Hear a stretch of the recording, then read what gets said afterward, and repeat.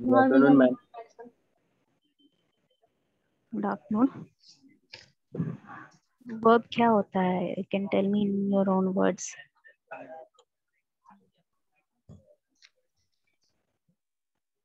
What we are doing an action. Yes, the words that represent an action in the sentence. Okay, that is the verb. ठीक है, that is why they are called action words, right? उनको action words भी बोलते हैं। यहाँ पर हल्ला मत करो। Okay, so as I was telling कि verb जो होता है उनको action words भी बोलते हैं। Just a minute, give me a minute, okay? Class करना है। Yes, so as I was telling, verbs जो होते हैं उनको action words भी बोलते हैं, but actions के अलावा भी बहुत सारी चीजें ऐसे होती हैं which you can find out from your verb in the sentence. Okay, क्या find out कर सकते हैं? Like if I'm telling you that I'm teaching the class students of BBM class. Okay, तो I'm teaching जो है, teaching आपका verb हो गया, right? तो verb आपका किस tense में है? verb आपका कौन से tense में है? Yes, present continuous. That means I am doing it right now. ठीक है, तो इसका जो verb होता है सेंटेंस में आपका, वो आपको ये भी टाइमिंग भी बता सकता है कि किस टाइम ऑफ फ्रेम में आपको जो वर्ब है, जो एक्शन है, वो किस टाइम ऑफ फ्रेम में हो रहा है। भले आपको एग्जैक्ट टाइमिंग नहीं पता चले, but is it in the past, is it in the present, is it in the future, उस जो टाइम ऑफ फ्रेम है आपका, वो आपको वर्ब बता सकता है, उसके टेंस बता सकते हैं। ओके, अनदर थिंग, जो सब्जेक्ट है, ठीक है, जो वर्ब करता है, ठीक है, जो कुछ एक्शन करता है, जो एक्शन जिसका एक्शन रिप्रेजेंट किया जाता है वर्ब में, तो ये चीज जो है कितने लोग कर रहे हैं, ठीक है, is it a single person who is doing the action और अ ग्रुप ऑफ पीपल, ठीक है, और 2 पीपल, कितने लोग कर रहे हैं, ये भी आप जो है आपका वर्ब जो है वो चीज बताएगा। ठीक है, कैसे बताएगा? Like if you are using one person for a sentence, आपका वर्ब जो होता है वो अलग होता है। If you are using 2 person in the sentence, आपका वर्ब अलग होता है। इसका एग्जांपल मुझे कोई एक दे के दिखाओ। जैसे मैंने अभी कहा कि आई एम टीचिंग, ठीक है, तो आई एम टीचिंग मतलब मैं अकेली यहाँ पे पढ़ा रही हूँ, मेरे साथ और तो कोई नहीं पढ़ाएगा, अकेली मैं पढ़ा रही हूँ। लेकिन अगर मैं ये बोलूँ कि the teachers who are present in the staff room only teachers the management group, ठीक है, मतलब टीचर्स हो गया, तो वहां पर क्या हो गया कि मल्टीपल नंबर ऑफ पर्सन की बात की जा रही है वहां पर। ठीक है, तो your state of verb can also tell you about the subject, is it one person और is it more than one. ठीक है, वन मोर थिंग, आपका जो सेंटेंस होता है, ठीक है, वर्ब से आप सिर्फ सेंटेंस नहीं बना सकते हैं, आप उससे क्वेश्चन भी थ्रो कर सकते हैं, आप उससे कमांड भी दे सकते हैं। कैसे दे सकते हैं? इफ आई एम आस्किंग, ठीक है, that why have you not been attending my classes, ठीक है, तो यहाँ पर अटेंडिंग जो है वो आपका वर्ब है, but I am not making a statement, I am asking U A question. ठीक है, मैं क्वेश्चन पूछ रही हूँ आपसे। अगर मुझे कमांड देना हो, ठीक है, तो कमांड देने के लिए क्या होगा कि if I am telling you that the worksheet I have given you should be completed till the next class, ठीक है, तो this is a command that I am giving you कि आपको अगली क्लास से पहले मेरे को वर्कशीट कंप्लीट करके देनी है। Again there is a verb used, so verb is not only used for making a statement, it is used for questioning and commanding. Okay, कितने टाइप के वर्ब होते हैं मुझे बताइए in your knowledge? हाँ, helping verb, auxiliary verb. Helping verb, auxiliary verb. Okay, basically 2 types के verb होते हैं, दैट आर मेन वर्ब, ठीक है, उसका 2 वेरिएंट होता है, ट्रांजिटिव और intransitive. Auxiliary verb helping verb बोल सकते हैं। हेल्पिंग वर्ब आपके मैं बताऊंगी कौन से होते हैं। Let's learn about like this, ठीक है। ऑक्सिलरी, हाँ, ऑक्सिलरी वर्ब के भी 2 पार्ट होते हैं, प्राइमरी और modal. So in this class we will be discussing transitive and intransitive verb. ठीक है, अब पहली बात जो है वर्ब के बारे में आपको ये जाननी है कि द वर्ड इटसेल्फ, ठीक है, अगर कोई एक वर्ड है जो कि आपको पता है कि वर्ब रिप्रेजेंट करता है, जैसे टीच हो गया, ठीक है, सिंग हो गया, या फिर कम हो गया, गो हो गया, these are words that represent someone's action. ठीक है, but the word itself can not be constituted into the type of verb, ठीक है। जो ट्रांजिटिव टाइप है या जो इनट्रांजिटिव टाइप है, उसमें जो वर्ड होता है वो इटसेल्फ आप नहीं बता सकते कि वो ट्रांजिटिव है या इनट्रांजिटिव है। आप कब बता सकते हैं? When they are used in a sentence. Okay, if any verb is used in a sentence, there are two types of sentence, whether they are used in the sentence is formed with the use of subject and object, ठीक है, and whether they are used only a subject, ठीक है। कैसे होता है?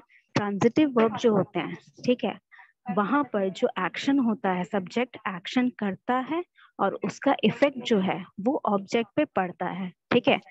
Like if I am teaching you students, ठीक है, तो मैं पढ़ा रही हूँ, I am the subject, okay, मैं पढ़ा रही हूँ, जो एक्शन हो रहा है वो टीचिंग हो रहा है, ठीक है, मैं पढ़ा रही हूँ वो एक्शन है। किस पे असर पड़ रहा है इसका? आप पे, स्टूडेंट्स पे। हम तो लोग you yes are ma'am, the object object in the sentence, ठीक है। तो if there is an object in the sentence जिसका प्रभाव पड़ता है सब्जेक्ट के एक्शन से, ठीक है, अगर कोई सेंटेंस में कोई ऑब्जेक्ट है जिसके ऊपर प्रभाव पड़ रहा है सब्जेक्ट के किसी एक्शन से, तो उसमें जो वर्ब रहेगा सेंटेंस में वो आपका ट्रांजिटिव वर्ब रहेगा, ठीक है। जैसे कि ही बॉट अ पेन, ठीक है, उसने पेन खरीदा, तो जिसने पेन खरीदा वो क्या हो जाएगा? सब्जेक्ट हो जाएगा। क्या किया उसने? पेन खरीदा, ठीक है, वो आपका वर्ब हो जाएगा, बॉट आपका वर्ब हो जाएगा। और पेन क्योंकि खरीद लिया, that means the pen belong the pen is the possession of the person, ठीक है, जो भी पर्सन यहाँ रिप्रेजेंट किया गया है प्रोनाउन में। तो इसका पेन का जो पोजेसिव स्टेट है, ठीक है, वो पहले दुकान में था, अब वो किसी के पास आ गया, ठीक है, मान लीजिए मैंने खरीदा तो मेरे पास आ गया, राइट। तो उसका पोजेसिव स्टेट चेंज किया, दैट मीन्स द इफेक्ट किस पे पड़ा? पेन पे पड़ा, ठीक है। पेन अब वहां नहीं रहा जहां था वो पहले, तो इफेक्ट जब पड़ गया तो पेन आपका ऑब्जेक्ट हो गया, ठीक है। तो this is how the sentence is formed, ठीक है। Another thing, she brushes her hair, ठीक है, अब वो बाल झाड़ रही है, तो किस पे इफेक्ट पड़ रहा है उसका? बालों पे उसका इफेक्ट पड़ रहा है, ठीक है। तो यहाँ पर ऑब्जेक्ट है सेंटेंस में, ठीक है। इन ट्रांजिटिव वर्ब क्या होते हैं? व्हेन देयर इज नो, इसमें किसी को डाउट नहीं है ना? We can move forward with that. no ma'am, transitive verb में किसी को कोई डाउट है?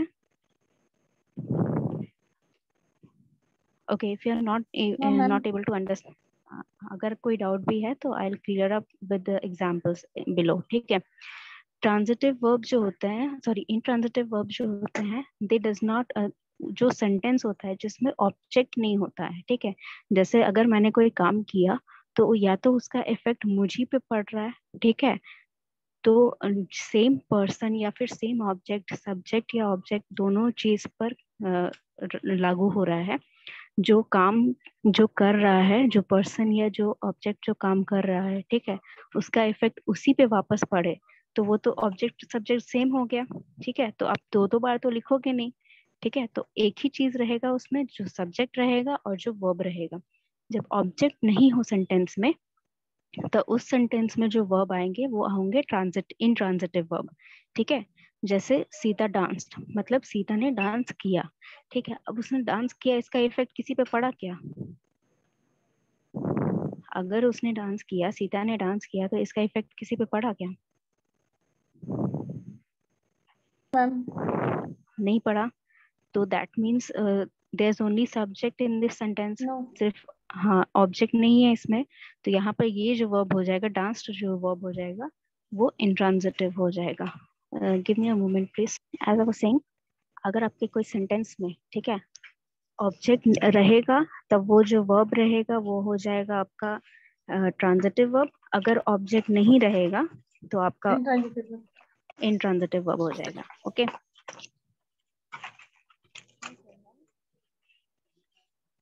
ओके, सो यहाँ पर देखिए, इसमें रूल्स हैं, ये रूल्स पढ़ लीजिए। ये रूल्स जो हैं ये तो मैंने बता दिया आपको, ठीक है। जो अगर ट्रांजिटिव और इंट्रांजिटिव वर्ब है तो वो तब तक आप नहीं बता पाएंगे कि ट्रांजिटिव और इंट्रांजिटिव है जब तक आप उसको सेंटेंस में यूज नहीं करते हैं। ये जो कलरफुल सेंटेंसेस हैं इनको पढ़िए, मैं फिर समझाऊंगी।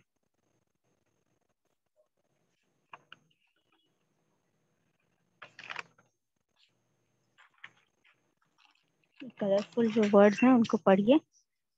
ही स्टॉप्स द कार, ठीक है, हाँ मतलब उसने कार को रोक दिया, ठीक है। तो अगर ही जो है वो आपका सब्जेक्ट है, ठीक है, तो उसका काम का इफेक्ट, उसके वर्ब का इफेक्ट, हाँ कार रुक गई, तो मतलब कार का रुकना जो है, कार पे इफेक्ट पड़ रहा है ही के एक्शन का। ही का, हाँ ट्रांजिटिव वर्ब हो गया। अब द कार स्टॉप्ड मतलब कार सिर्फ रुक गई। कैसे रुकी, किसने रोका, ये कुछ भी नहीं पता आपको, बस इतना पता है कि जो गाड़ी चल रही थी वो रुक गई। तो गाड़ी रुक गई, तो इसमें इफेक्ट सेंटेंस में कहाँ किसी पे पड़ रहा है, गाड़ी तो रुक गई बस, किसी पे नहीं पड़ा। या फिर अगर ऐसा भी कहें कि सिर्फ गाड़ी रुकी है तो गाड़ी पे इफेक्ट पड़ा, तो गाड़ी ही सब्जेक्ट है और गाड़ी ही ऑब्जेक्ट है, तो उसको रिपीट थोड़ी करेंगे आप सेंटेंस में। तो एज अ सब्जेक्ट आप लेंगे, क्योंकि subject is important in the sentence, subject and verb are important rather than object. Subject और वर्ब इम्पोर्टेंट है, तो यहाँ पर आप सब्जेक्ट ही ले रहे हैं और वर्ब ही ले रहे हैं, तो ये क्या हो जाएगा, यहाँ पर इंट्रांजिटिव हो जाएगा, इंट्रांजिटिव हो जाएगा। तो यहाँ पर देखिए स्टॉप्स जो वर्ड है वो इटसेल्फ अगर आप इन सेंटेंसेस से निकाल दें तो आप नहीं बता पाइएगा कि ट्रांजिटिव है या इंट्रांजिटिव है, because same word is used in both the sentences, right. Same word दोनों ही सेंटेंसेस में यूज हुआ है और दोनों में फॉर्म उसका चेंज हो रहा है, राइट। तो it depends on the type of sentence in which the word is used, only then you can tell is it transitive or is it intransitive, okay। Again यहाँ नेक्स्ट एग्जांपल देखिए, ही she broke a bottle, ठीक है, मतलब किसी के करने पर bottle टूटी। कोई एक सब्जेक्ट है जिसके कारण कोई एक्शन हुआ है जिसके कारण बॉटल टूटी है, तो दैट मीन्स बॉटल पे इफेक्ट पड़ा है, it is a subject in the sentence. तो sorry object in the sentence, तो यहाँ पे ट्रांजिटिव हो गया broke. Again the bottle broke मतलब बॉटल टूट गई, कैसे टूटी, किसने तोड़ा, कुछ नहीं पता, हो सकता है अपने आप टूट गई, हो सकता है कहीं गिर के अपने आप टूट गई, ठीक है, कुछ भी हुआ, पर यहाँ पर सेंटेंस में आपका ऑब्जेक्ट नहीं है, that means you have no one to effect, ठीक है, to take the effect of the broken bottle. तो यहाँ पर ब्रोक क्या हो जाएगा, कौन सा टाइप ऑफ वर्ब हो जाएगा, इंट्रांजिटिव, यस इंट्रांजिटिव हो जाएगा। तो अभी डिफरेंस समझ में आ गया आपको, कोई डाउट इसमें, किसी को कोई डाउट है तो they can raise their hands, okay. Yes, so next rule है, जो आपके ट्रांजिटिव वर्ब है वो सिर्फ पैसिव वॉइस ऑफ सेंटेंस में ही रहेंगे। क्यों रहेंगे, because passive voice of sentence represent the structure subject plus verb plus object. तो अगर आपका ऑब्जेक्ट रहेगा दैट मीन्स ऑटोमेटिकली आपका वर्ब ट्रांजिटिव हो जाएगा, है कि नहीं, यही तो रूल है। हाँ अगर सेंटेंस में ऑब्जेक्ट है दैट मीन्स वो ट्रांजिटिव वर्ब है, अगर ऑब्जेक्ट नहीं है तो इंट्रांजिटिव वर्ब है। तो जब यही रूल है तो इस फॉर्मेट में जब सेंटेंस रहेगा तो इसको पैसिव फॉर्म में कहेंगे, राइट। तो पैसिव अगर आपका ट्रांजिटिव वर्ब है किसी सेंटेंस में तो आप ऑटोमेटिकली समझ लीजिए कि आपका सेंटेंस क्या है, पैसिव वॉइस में है। समझ में आया, कोई डाउट इसमें, कोई डाउट इसमें नहीं है, ठीक है। चलिए नेक्स्ट मूविंग ऑन, ये देखिए ये जो सेंटेंसेस हैं, सॉरी ये जो वर्ड्स हैं, कम, गो, फॉल, डाई, स्लीप, लाई, इनसे आप कोई भी सेंटेंस बनाइए, कोई भी सेंटेंस, उसमें कभी भी कोई ऑब्जेक्ट नहीं रहेगा। एग्जाम्पल में बना के देखिए, अभी मेरे को एक एग्जाम्पल दीजिए, इनमें से कोई एक वर्ड ले लीजिए, उसमें आप सेंटेंस बनाइए, कोई भी सेंटेंस बनाइए, उसमें कभी भी कोई ऑब्जेक्ट नहीं रहेगा। जैसे इफ आई से he come, हाँ he came, ठीक है, he is coming और he is going, he is whatever he came, ठीक है। तो उसमें जब भी आप यूज कर रहे हैं तो वो आ रहा है, वो जा रहा है, वो कहीं गया था, ठीक है। तो इसका इफेक्ट इन तीनों सेंटेंसेस में किसी भी चीज पे इफेक्ट पड़ रहा है क्या, मैं अगर कहीं जा रही हूँ, मैं अगर कहीं जा रही हूँ तो उसका इफेक्ट तो किसी और पे नहीं पड़ेगा, मैं ही जा रही हूँ, है ना। तो दैट इज वाई अगर इफेक्ट नहीं पड़ेगा तो सेंटेंस में ऑब्जेक्ट नहीं रहेगा, और ऑब्जेक्ट नहीं रहेगा तो ये कभी भी ट्रांजिटिव वर्ब यूज नहीं कर सकते इन वर्ड्स को, ठीक है। ये वर्ड्स जो है ये कभी भी ट्रांजिटिव वर्ब नहीं कहला सकते हैं, because they do not form a sentence that contains an object, ठीक है। कोई डाउट इसमें, कोई डाउट इसमें, ठीक है। नेक्स्ट मूविंग ऑन, अगर आपको ट्रांजिटिव, कुछ वर्ड्स ऐसे होते हैं जिनके आगे अगर आप कोई प्रपोजिशन लगा दे, प्रपोजिशन क्या, कौन से वर्ड्स थे, किन वर्ड्स को Then the preposition? noun preposition always comes before the noun and pronoun. हाँ, जो नाउन और प्रोनाउन का पोजीशन बताए, ठीक है। जैसे I am sitting on the chair, ठीक है, कहाँ बैठी हूँ, चेयर के ऊपर बैठी हूँ। On, under, in, after, At, with. Before, हाँ, ये सारे जो वर्ड्स हैं इनको प्रपोजिशन बोलते हैं। तो कुछ वर्ड्स के आगे अगर आप प्रपोजिशन लगा दें तो वो वर्ड ट्रांजिटिव में हो जाएंगे कन्वर्ट। कैसे हो जाएंगे? He looks after his parents, ठीक है। अगर मैं बोलूं कि ही लुक्ड एट मी, ठीक है, तो अगर कोई मुझे देख रहा है तो उसका कोई इफेक्ट पड़ेगा मुझे? नहीं पड़ेगा। That means I am not the object in the sentence, ठीक है। There is no effect if someone, like अगर मैं कहूँ कि I saw the painting looked very good, ठीक है, पेंटिंग अच्छी लगी, ठीक है, दिख रही थी, सॉरी, पेंटिंग अच्छी दिख रही थी, तो इसमें किसी का इफेक्ट नहीं पड़ रहा है ना किसी पे, पेंटिंग अच्छी दिख रही थी, बस ये सिंपल स्टेटमेंट है। तो दैट मीन्स लुक जो है वो इंट्रांजिटिव वर्ब हुआ, ठीक है, उस सेंटेंस में। बट यहाँ पे देखिए, अगर मैंने आफ्टर लगा दिया तो इसका मीनिंग भी चेंज हो गया और इस पूरे सेंटेंस का, ठीक है, पूरे सेंटेंस का फॉर्मेट चेंज हुआ और इस वर्ब का ट्रांजिटिव जो वर्ब हो जाएगा वो ट्रांजिटिव वर्ब होगा। कैसे होगा? He looks after his parents, मतलब वो अपनी पेरेंट्स की देखभाल करता है, ठीक है। अब वो देखभाल कर रहा है, दैट मीन्स उनको खाना दे रहा है, उनको टाइम से दवाइयाँ दे रहा है, if they have any disease, उनको मतलब उनके रेस्ट का ध्यान रख रहा है, उनकी जरूरतों का ध्यान रख रहा है। तो अगर मैं किसी का ख्याल रख रही हूँ तो क्या मेरे काम का उसके ऊपर इफेक्ट पड़ेगा? अगर मैं, मान लीजिए मेरी Yes, मम्मी ma'am. का पड़ेगा, राइट। अगर मेरी मम्मी का तबीयत खराब है, मैं उनको दवाई दूंगी, उनका ख्याल रखूंगी तो उनका तबीयत ठीक हो जाएगा, है ना। तो that means what I am doing, उसका इफेक्ट जो है, उसका इफेक्ट किसी पे पड़ रहा है। That means there is an object in the sentence. तो जब there is an object in the sentence तो यहाँ पर जो वर्ब होगा वो कौन सा वर्ब हो जाएगा? ये वर्ब होगा वो कौन सा वर्ब हो जाएगा? Transitive हो जाएगा मैम, हाँ, transitive हो जाएगा ट्रांजिट, मैम. हाँ बिल्कुल ट्रांजिटिव हो जाएगा। अब ये वाला सेंटेंस देखिए, the committee has gone through your proposal, ठीक है।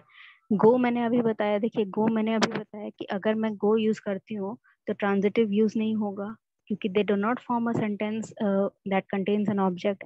बट यहाँ देखिए गॉन थ्रू हो गया, ठीक है, थ्रू जो है आपका प्रपोजिशन है। जब गॉन थ्रू हो गया तो इसमें क्या सेंटेंसेस में चेंजेस आए? The committee has gone through your proposal, इसमें क्या मीनिंग हुआ सेंटेंस का? क्या मीनिंग हुआ इस वो अपने सेंटेंस का? प्रपोजल के द्वारा जो कमिटी है उसने आपके प्रपोजल को प्रपोजल अच्छे के से, हाँ, अच्छे से पढ़ा, अच्छे से देखा, अच्छे से रिसर्च किया, ठीक है। गॉन थ्रू मतलब जैसे अगर if I have given you the sub document for adjective, ठीक है, मैंने एडजेक्टिव के रूल आपको भेजे थे वर्ड फाइल, ठीक है। तो मैंने क्या बोला था कि you have to go through the file and if there is an doubt you can ask me, ठीक है। तो गो थ्रू मतलब उसने पूरा उसको पढ़ा, रिसर्च किया, उसके बारे में बताया, ठीक है, या जानकारी प्राप्त की जो भी प्रपोजल था। तो कमिटी हैज गॉन थ्रू, यहाँ गॉन जो वर्ड है ये पहले ही हम डिसाइड कर चुके हैं कि ये कभी ट्रांजिटिव नहीं हो सकता है। तो जब इसके आगे हमने थ्रू लगा दिया दैट मीन्स उन्होंने देखा, वर्ड का मीनिंग ही बदल गया, ठीक है, वर्ड का मीनिंग ही बदल गया सेंटेंस में। इस सेंटेंस को अगर मैं लिखूं हिंदी में तो यहाँ पर गॉन तो जाया तो कभी आएगा ही नहीं सेंटेंस में, है ना। गॉन मतलब क्या होता है? चला गया, है ना। तो यहाँ पर सेंटेंस में चला गया तो कभी आएगा ही नहीं हिंदी ट्रांसलेशन में। तो दैट इज व्हाट हैपेंस, हाँ, दैट इज व्हाट हैपेंस कि यहाँ पर जो सेंटेंस है उसका मीनिंग ही पूरा चेंज हो जाता है, वर्ड का मीनिंग ही चेंज हो जाता है। तो दैट इज हाउ, मतलब वो कमिटी ने पूरा देखा, दैट मीन्स उन्होंने कुछ किया, ठीक है, और प्रपोजल देखा तो कुछ डिसीजन बनाया, बताया होगा, है ना, कि या तो सिलेक्ट करेंगे या तो रिजेक्ट करेंगे। तो उसका इफेक्ट पड़ेगा किसी पर जिसका प्रपोजल है ना। तो जब इफेक्ट पड़ेगा तो वहां पर ऑब्जेक्ट आ गया आपका। तो भले ट्रांजिटिव, चलो मान लिया कि ट्रांजिटिव नहीं है, ठीक है, इफेक्ट नहीं भी पड़ा, तो भी ये जो वर्ड है इस वर्ड का मीनिंग तो पूरा चेंज हो गया, ठीक है। मीनिंग चेंज हो गया तो प्रपोजल देख रहा है, क्या देख रहा है, प्रपोजल का कुछ तो उसने किया होगा देखने के बाद, है ना। या तो वो प्रपोजल रिजेक्ट करेगा या फिर एक्सेप्ट करेगा, ठीक है, उसके ऊपर काम करेगा, या हो सकता है उसको बाद के लिए रख दे, ठीक है। There will be an effect on the proposal, ठीक है। तो this will be your object in the sentence. तो गॉन जो हो जाएगा, क्या हो जाएगा आपका, ट्रांजिटिव वर्ब हो जाएगा यहाँ पर। समझ में आया यहाँ पे किसी को कोई डाउट इसमें? No ma'am. ठीक है, चलिए। इसमें देखिए इस रूल में एक नोट अटैच है। क्या नोट अटैच है? That you can prefix a preposition in the verb. अब प्रीफिक्स सिफिक्स क्या होता है बताइए तो मुझे। मैम प्रीफिक्स वो जो वर्ड के पहले आता है उसे प्रीफिक्स कहते हैं, जैसे, हम्म, और जो वर्ड के बाद आता है उसे सफिक्स कहते हैं। हाँ, तो जैसे एग्जाम्पल मैं दे देती हूँ। एग्जाम्पल एग्जाम्पल मैम ये, हाँ, एग्जाम्पल आपका विद स्टूड हो सकता है मैम, जो प्रीफिक्स है। विद स्टूड हो सकता है। इसके अलावा भी और एग्जाम्पल दे सकती हूँ मैं। जैसे प्रीफिक्स में हो गया अनइम्पोर्टेंट, ठीक है।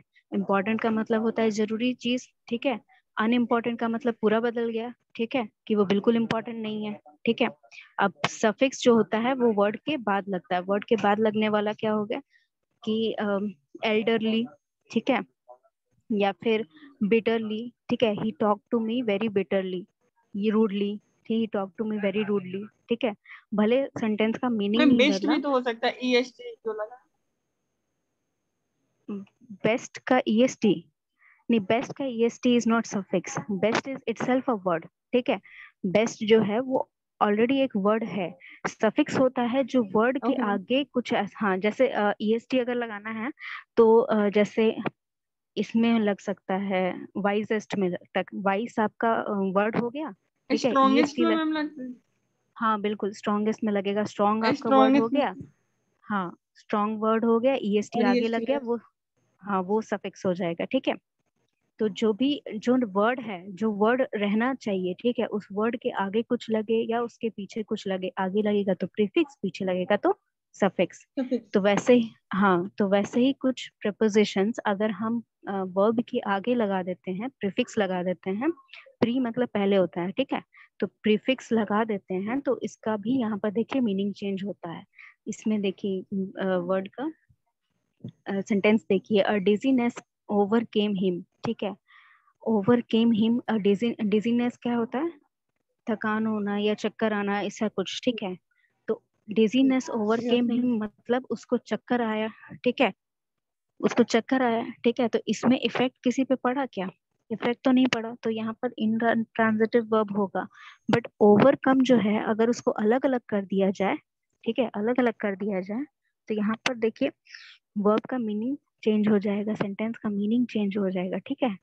जो वर्ब है उसका पूरा मीनिंग चेंज हो जाएगा। ओवरकम मतलब उसका मतलब जैसे उसको पार कर जाना, ठीक है। जैसे you have overcome your difficulties, मतलब आपने डिफिकल्टीज जो थी आपकी उसको ओवरकम कर लिया, उसको आपने हटा दिया अपनी लाइफ से, उसको उसका सोल्यूशन ढूंढा, उसका कुछ कर लिया, ठीक है।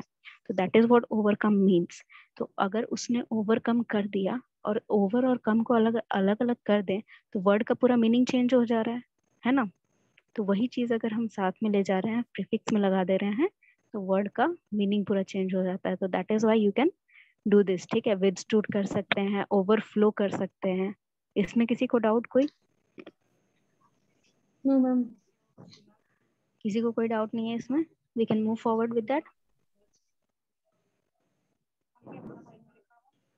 ठीक है। Next is there are some words, ठीक है, कुछ इंट्रांजिटिव वर्ब्स हैं, ठीक है, जो कि ऑब्जेक्ट की जगह ले सकते हैं, ठीक है, ऑब्जेक्ट की जगह ले सकते हैं, बट क्योंकि उस सेंटेंस में किसी और पे इफेक्ट नहीं, ऑब्जेक्ट देखो, ऑब्जेक्ट जरूरी नहीं है कि ऑब्जेक्ट पे इफेक्ट पड़ना चाहिए, ठीक है।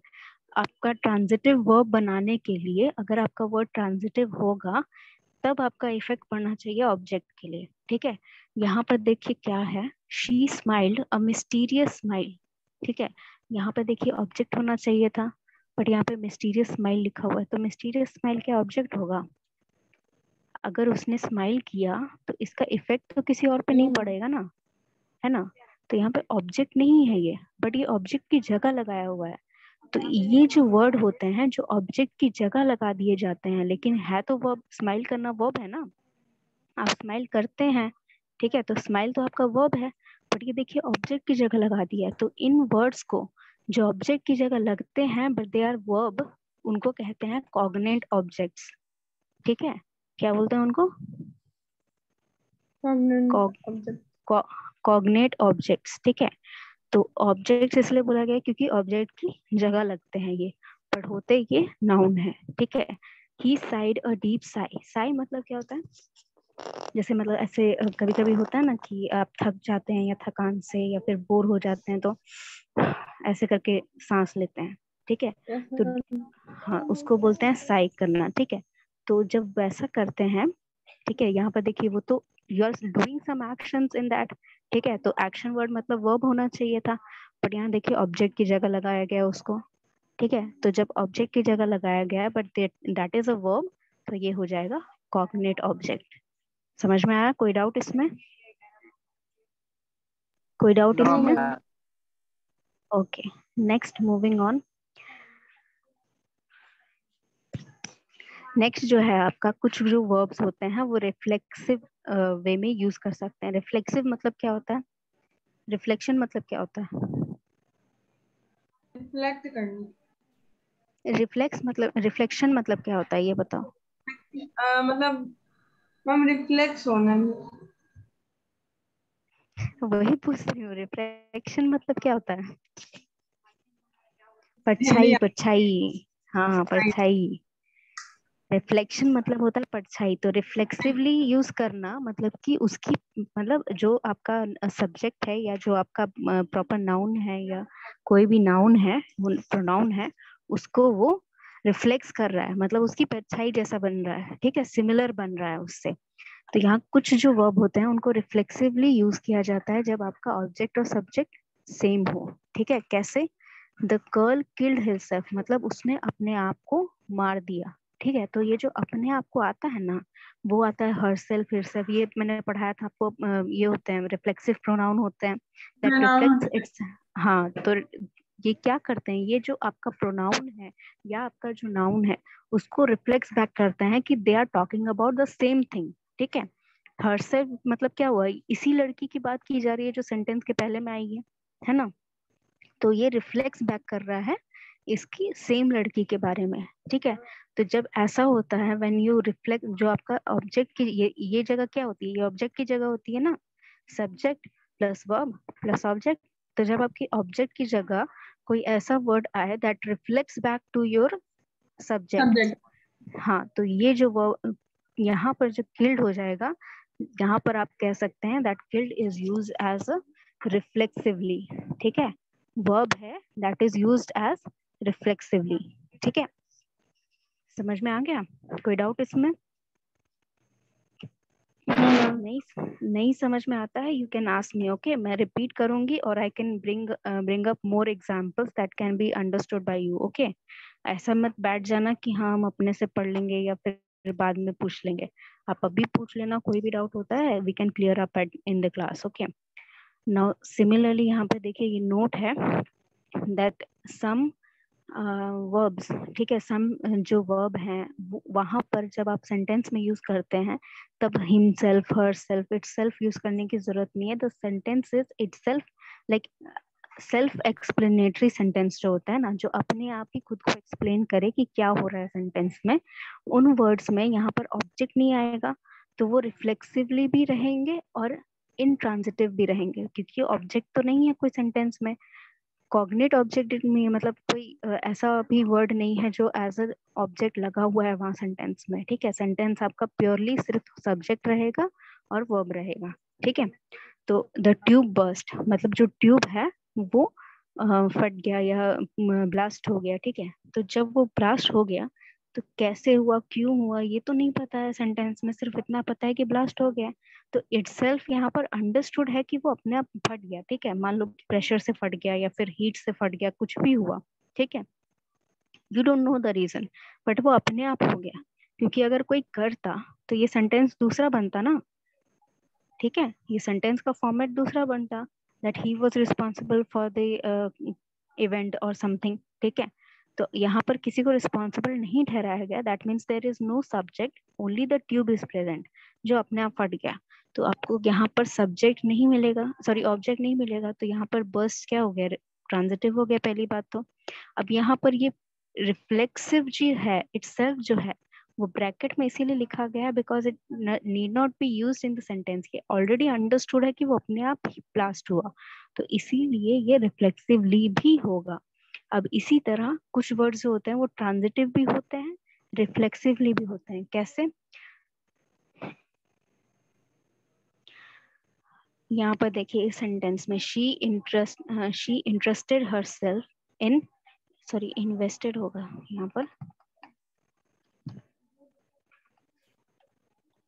Invested, yes, she invested herself in her parents welfare, मतलब उसने पूरी तरह अपने पेरेंट्स के वेलफेयर में अपने आप को ये कर दिया, शामिल कर दिया, या जो भी आप कहना, हाँ इन्वेस्ट कर दिया पूरी तरह अपने आप को उसमें। तो यहाँ पर देखिए वो जो कर रही है, हरसेल्फ वर्ड यूज हुआ है, दैट मीन्स वो ही काम कर रही है, ठीक है। कौन कर रहा है? वही काम कर रही है सारा, जो भी उनका वेलफेयर है, ठीक है, जो भी उनका देखभाल करना है या उनका ख्याल रखना है, जो भी करना है वो खुद से कर रही है। तो जब वो खुद से कर रही है, हरसेल्फ वर्ड यूज हुआ, तो दैट मीन्स रिफ्लेक्सिवली हो रहा है, ठीक है। जो आपका सब्जेक्ट है उस पर रिफ्लेक्ट बैक कर रहा है।